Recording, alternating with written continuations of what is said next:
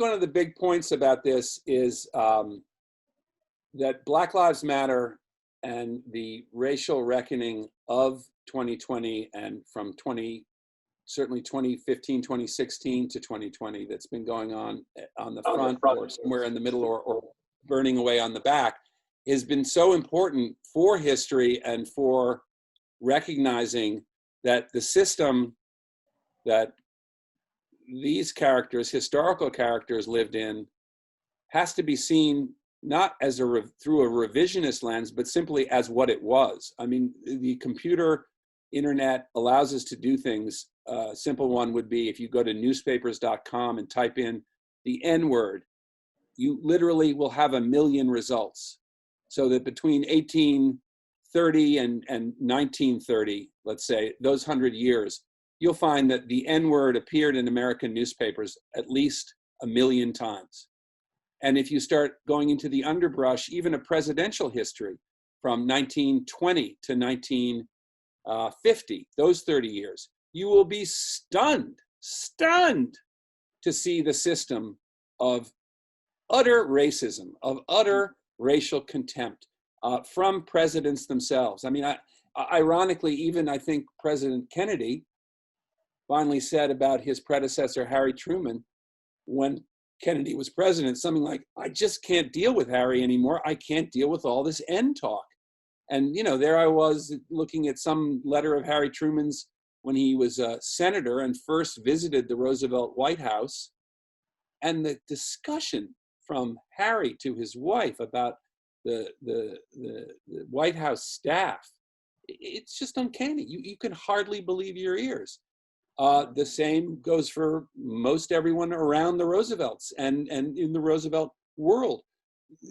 Amos and Andy, was the most popular radio program at the time, doing stories in African-American dialect was a norm. All these little subtle, not so little, but all these ways in which every day the system created a white versus black, and where the power structure, not to mention Jim Crow laws, and not to mention the continuous reign of terror in the South and to some extent as well in the North.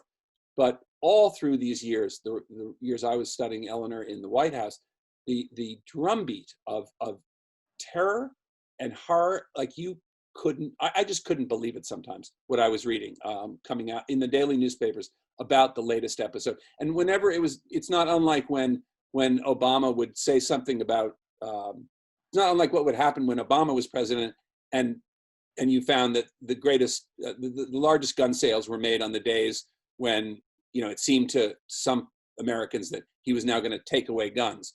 Well, whenever it looked as if possibly an anti-lynching bill was going to get through a federal anti-lynching law, the United States of America, home of the free and the brave, was finally going to say, no, we deplore the torture, maiming, dismemberment, and burning of African-American bodies.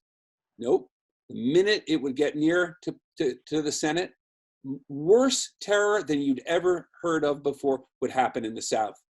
Just to say, you keep doing this, this is what we're going to keep doing. And to the point where finally, it was called the Nazification of America by 1939, when it was clear that Hitler's drive to power was more than what he was saying.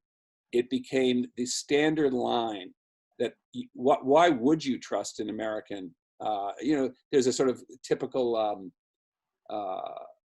cartoon of the time where once the war had begun, where two airmen, both black, fall behind German lines, and one of them turns to the other and says, phew, at least we're back here. There are no Americans back here. We're safe.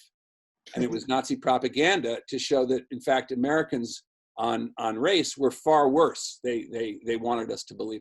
And Eleanor actually was one of the early leaders to say, we're pretty close. And in fact, she may not have known herself at that moment, but a lot of Nazi policy was coming right out of American eugenics law and a lot of the horrors of the 1920s. But that's another story. My point is simply that the study of even an Eleanor Roosevelt, which is not an even really, but because Eleanor takes you everywhere you want to go in the 20th century. But when you do start studying figures of the 20th century, the first thing you take away when you're looking now, because now we're allowed and we're now encouraged, and now it's meaningful to look. The system is beyond belief. It's hard to recognize what you believe is your country when you see the lock on of white America on every, from the Japanese and Chinese on the West Coast to African Americans all over, Latinos. It's just unbelievable. The narrowness of the power that created and held the system that Eleanor and Franklin Roosevelt were in charge of.